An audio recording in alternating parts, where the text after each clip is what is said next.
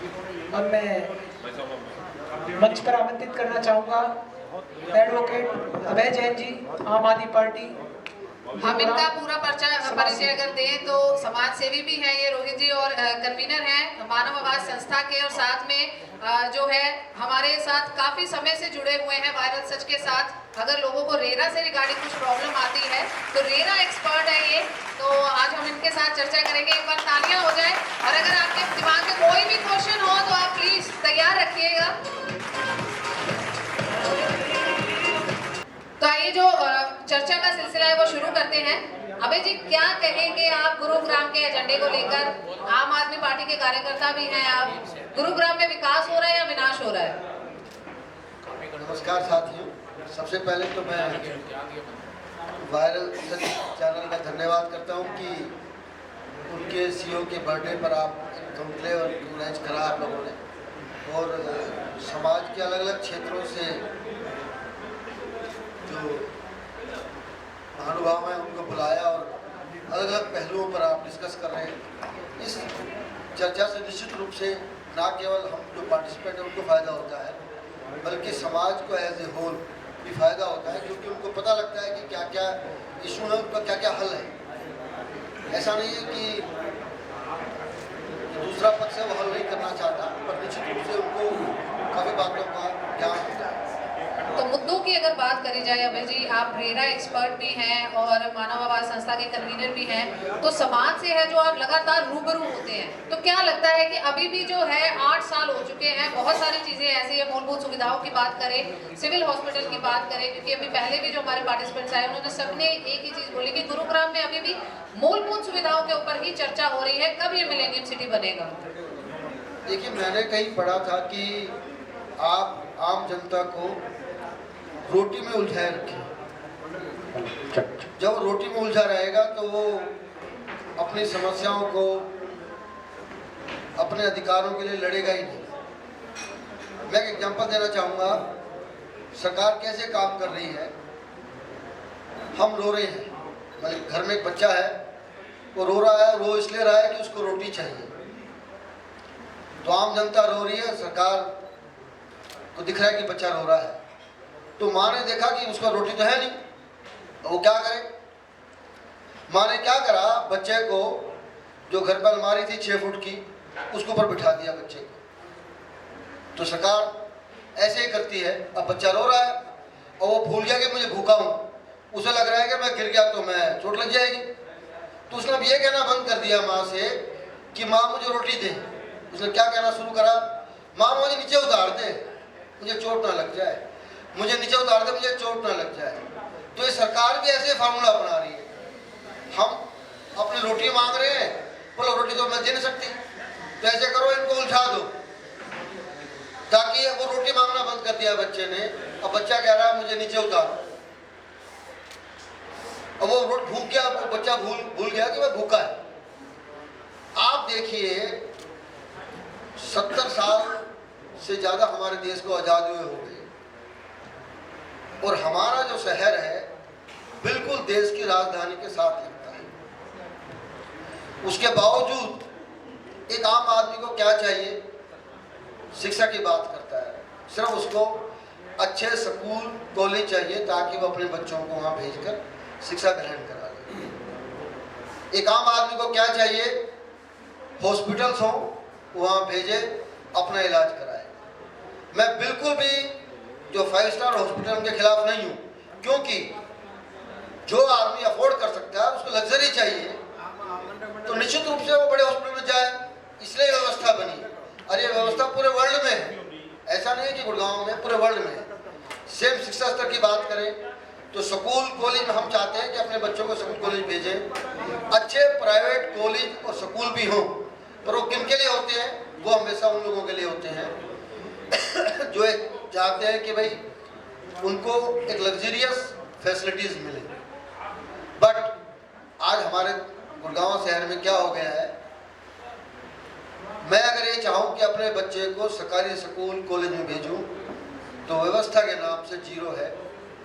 हमारी इस सरकार ने 8 साल में यूनिवर्सिटी का नाम दिया कि हमने यूनिवर्सिटी बनाई, पर वो यूनिवर्सिटी कहाँ है? जो पुराना कॉलेज था उसको यूनिवर्सिटी में वहाँ शिफ्ट कर दिया। यूनिवर्सिटी की जो ज़मीन थी वहाँ आप सबको मालूम है कि वहाँ क्या हो रहा है क्या नहीं हो रहा। कोई नया कॉलेज नहीं, कोई कुछ नहीं। हॉस्पिटल की बात करें आप सबके सामने है। तो एक आम आदमी को सिर्फ बेसिक नीड चाहिए, पानी चाहिए, रोड चाहिए, इलेक्ट्रिसिटी चाहिए, सब कुछ आपके सामने है।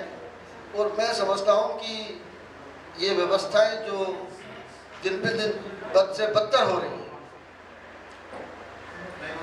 दिन पे दिन बद से बदतर हो रही हैं, उसके लिए हम आम जनता भी उतनी जिम्मेदार है। क्योंकि जब तक हम अपने अधिकारों के लिए संघर्ष नहीं करेंगे, लड़ेंगे नहीं, शीर्ष अधिकारियों को अपना ज्ञापन नहीं देंगे, लेटर नहीं लिखेंगे। कई बार एक आम आदमी पूछता है कि मुझे क्या करना है। एक आम आदमी को भी अपने अधिकारों के प्रति लेटर लिखना चाहिए। संघर्ष जो भी वो कर सकता है, अगर मान लो लेटर लिख सकता है तो एटलीस्ट जो लिख रहा है, जो आवाज़ उठा रहा है, उसका समर्थन करें। परंतु अनफॉर्चुनेट पार्ट ये हो गया है हमारे गुड़गांव में, खासकर हम सब मेटलिस्टिक बन गए हैं। हम ये सोचते हैं कि मेरा भला हो जाए, दूसरे का क्या हो रहा है क्या नहीं हो रहा वो उससे लेना देना नहीं है। और यही कारण है कि हम लोगों की हालत बद से बदतर हो रही है। अबे जी, आपने रेरा के भी काफी केसेस आप हैंडल करते हैं। आपको लगता है कि सरकार नीतियां बना देती है, कानून बना देती है, पर धरातल पर जब लागू करने की बात आती है तो वो पूरी तरीके से हो नहीं पाते, और जो एक वर्ग है, मध्यम वर्ग है, वो उसमें फंस जाता है। जैसे रेरा की अगर हम बात करें, बना तो दिया कि 1 साल में जो है, तकरीबन 1 साल में पूरे केसेस के जो है वो सॉल्व हो जाएगा, जो आपके प्रॉपर्टी के रिगार्डिंग अगर कुछ इश्यू आता है, बट अभी तक जो है वो पूरा इम्प्लीमेंट नहीं हो पा रहा। वो ठीक कहा आपने, सरकारें व्यवस्था बनाती है दिखाने के लिए। अभी आपको मैं नया एग्जाम्पल दे दूँ। अभी जो पुराने चेयरमैन थे डॉक्टर के खंडेलवाल साहब, वो फरवरी में रिटायर हुए जी। तो हमारे यहाँ रेरा एक्ट में प्रोविजन है कि जो चेयरमैन बनेगा, एक सिलेक्शन कमेटी बनेगी, वो फिर एप्लीकेशन मांगेंगी, फिर बाकायदा उसमें हाई कोर्ट के जजेस वगैरह, उस जो कैंडिडेट जो अप्लाई करेंगे उनका इंटरव्यू होगा। परंतु ये पूरे भारत में हरियाणा एक ऐसा देश है जहाँ मुख्यमंत्री जी ने एक शीर्ष अधिकारी को गुड़गांव और पंचकुला जो 2 अथॉरिटीज़ हैं वहाँ का उनको नॉमिनेट कर दिया कि वो जब तक चेयरमैन नहीं बनता, और फलाना अफसर अरुण गुप्ता जी हैं वो लुक आफ्टर करेंगे। ये बिल्कुल जो अनकॉन्स्टिट्यूशनल है, बिल्कुल व्यवस्थाओं के विपरीत है। ऐसे तो कल सीएम साहब को लगेगा भाई गुड़गांव में सेशन जज की पोस्ट खाली है, तो भैया किसी आदमी को अच्छा लगा आपने उसको बना दिया। ये तो कोई प्रोविजन ही नहीं है। ये कितना अनफॉर्चुनेट पार्ट है। अगर आप सोचें, जज का एक मैकेनिज्म है, एक्ट में एक मैकेनिज्म है, उसके बाद एक शीर्ष अधिकारी को बना देना, और गुड़गांव पंचकुला दोनों का, क्या कोई अधिकारी दोनों व्यवस्था देख सकता है? और वो ऑलरेडी एक शीर्ष पोजीशन पर है, तो क्या एक व्यवस्था एक अधिकारी 3 पोस्ट देख सकता है? पॉसिबल ही नहीं। ये ह्यूमन के एक आदमी के लिए पॉसिबल ही नहीं। परंतु हमारे यहाँ अनफॉर्चुनेट पार्ट ये है कि व्यवस्था दिन पे दिन बद से बदतर हो रही है। मैं बार बार यूज़ कर रहा हूँ, और ऐसा लग रहा है कि आम जनता बिल्कुल अपने आप को असहाय महसूस कर रही है। क्या कहना चाहेंगे आप अभय जी, जब बात आती है सामाजिक संस्थाओं की, पहले अगर बात सुनने में आती थी तो इतनी सामाजिक संस्थाएं जो थी गुरुग्राम में एक्टिव नहीं थी, तो अभी जो है इतनी सामाजिक संस्थाएं आ गई हैं। कहीं ना कहीं सरकार की शायद नीतियां विफल हुई है कि इन सामाजिक संस्थाओं के थ्रू है जो काफ़ी सारे बच्चों की अगर बात करें, बुजुर्गों की बात करें, या महिलाओं की बात करें, उनकी रोजी रोटी चलती है, या फिर उनकी जो है वो शादियाँ होती हैं, उन्हीं की वजह से होती हैं। बिल्कुल ठीक कहा। तो गैप आ गया ना, जब सरकारी व्यवस्था फेल हो जाएगी तो क्या होगा? अब आप देखिए, मान लो हॉस्पिटल की बात करते हैं, अब सरकार एक आम आदमी को उसका स्वास्थ्य का ध्यान नहीं रख पाई। यही कारण है कि बहुत सी संस्थाएं आगे आ गई, और वो उस गैप को पूरा करके वो कम पैसे लेकर एक आम आदमी को इलाज देने का प्रयास कर रही है। मैं नाम नहीं लूँगा, परंतु गुड़गांव में ऐसी बहुत सारी संस्थाएं हर सेक्टर्स में जो स्वास्थ्य के क्षेत्र में काम कर रही है, और वो प्रयास ये कर रही है कि एक आम आदमी को बहुत कम पैसे में उनका एक्सरे हो जाए, टेस्टिंग हो जाए, दवाई मिल जाए, डॉक्टर उनको देख ले। तो ये किस लिए है? इसलिए ना कि सरकारी व्यवस्थाएं फेल हो गई, इसलिए हो रहा है। अगर आप में से कोई क्वेश्चन पूछना चाहे, क्योंकि सर रेरा एक्सपर्ट भी हैं जी, स्वाति जी को माइक दीजिए प्लीज। अभय जी को नमस्कार। नमस्कार मैडम। सर, एक पर्सन है, नाम है उसका भारत भूषण, ज्योति भारत गली नंबर 6। जन सेवक क्रांति पार्टी की मैं प्रत्याशी भी हूँ और वार्ड 20 में ज्योति पारक भी आता है। वो परेशान होकर आपके पास पहुंचा है और अगर आपको उसका केस याद हो तो EWS के कुछ फ्लैट निकले, उसने 70,000 रुपये जमा किए और 1.5 साल के बाद वो 70,000 रुपये जनवरी में उसको वापस कर दिए गए, ये कहकर के स्कीम खत्म। और हमें नहीं पता, वो कभी हुडा के चक्कर काट रहा है, कभी कहीं चक्कर काट रहा है, उसको पता ही नहीं है कि उसके वो पैसे वापस आए हैं तो क्यों आए। एक पर्सन जो किराए के मकान में रहता है 6 नंबर गली में और पैसे जोड़ के सरकार को 70,000 रुपये जमा करता है कि उसके फ्लैट निकल गया, रॉ नहीं है, फ्लैट निकल गया, उसको फ्लैट दिखाया गया और उसके बाद उसके पैसे 1.5 साल बाद सरकार वापस कर देती है।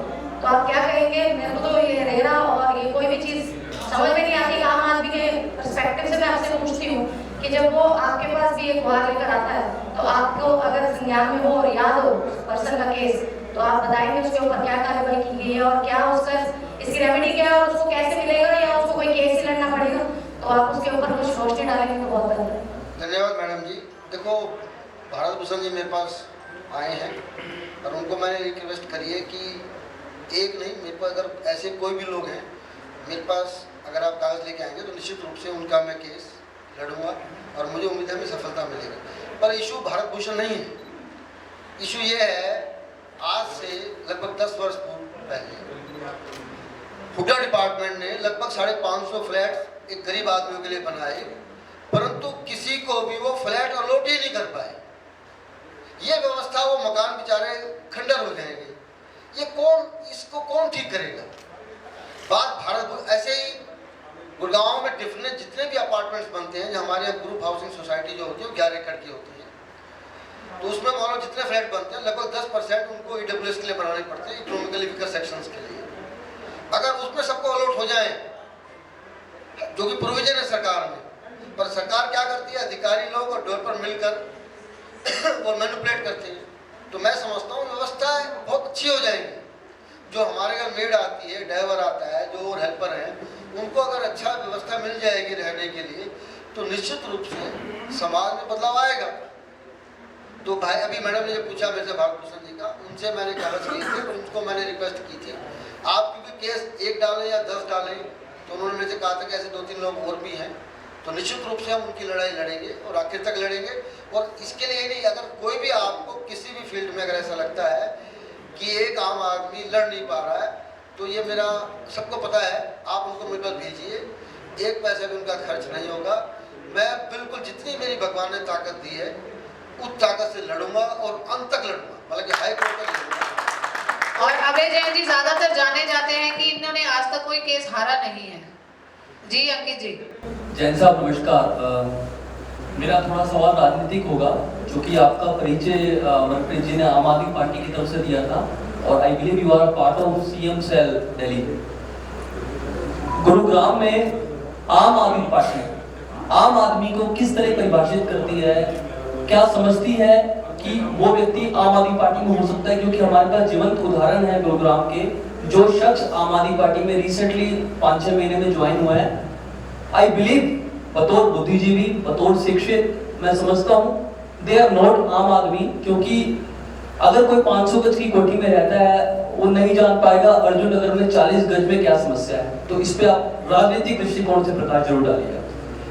देखिए, जब लगभग 1 वर्ष पंजाब में चुनाव हुआ और चुनाव जीतने के बाद जिस बड़ी तादाद में पंजाब की जनता ने आम आदमी पार्टी के कार्यकर्ताओं को वोट दिया, मैं कार्यकर्ता बोल रहा हूँ क्योंकि वहाँ हमारे जो जीतने वाले थे 87 में से काफ़ी संख्या में आम संख्या, आम फर्स्ट टाइम MLA।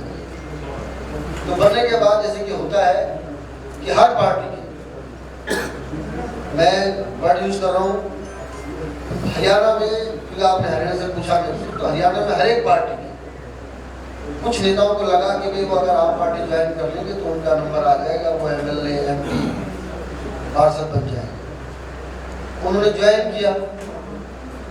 तो कोई भी राजनीतिक पार्टी के अगर कोई आदमी ज्वाइन कर रहा है तो एकदम ये चेक करना मुश्किल हो जाता है कि उसका बैकग्राउंड क्या है। परंतु ज्वाइन करने के बाद हम लोगों ने तय करा कि हम निःशुल्क बैकग्राउंड चेक करेंगे, तो कोई भी जो महत्वपूर्ण जिम्मेदारी है उसी कैंडिडेट को देखने का प्रयास करेंगे जिसके समाज में छवि अच्छी है और और जिसको समाज के प्रति दर्द है। एक बात आपने और पूछी कि जो अगर 500 गज की कोठी में रह रहा है तो वो अर्जुन नगर की समस्याओं के बारे में शायद इतना दर्द महसूस नहीं कर पाएगा। यहाँ पर थोड़ा डिफर कर रहा हूँ। 500 गज की कोठी में रह रहा है या आदमी 100 गज की कोठी में रह रहा है या किराए पर रह रहा है, महत्वपूर्ण आदमी का है। अगर आदमी के अंदर फीलिंग है कि समाज के लिए काम करना और समाज की समस्याओं को हल करने का प्रयास कर रहा है तो वो कहाँ रह रहा है ऐसा नहीं है। ऐसा भी एग्जाम्पल बहुत मिले हैं जो कोठी में रह रहे हैं तो भी अच्छा काम करते हैं और किराए पर रह रहे हैं वो भी सोच रहे हैं कि मैं पॉलिटिक्स में आगे अपना घर भरूँ, तो ये पैमाना ठीक नहीं है। तो हमारा तो ये प्रयास है कि अच्छे लोग आए और समाज में बदलाव करने का प्रयास करें। बहुत बहुत धन्यवाद अभय जी हमारे साथ बात करने के लिए। प्रवीण जी अनुरोध करूंगी आपसे कृपया करके मंच पर आए। धन्यवाद।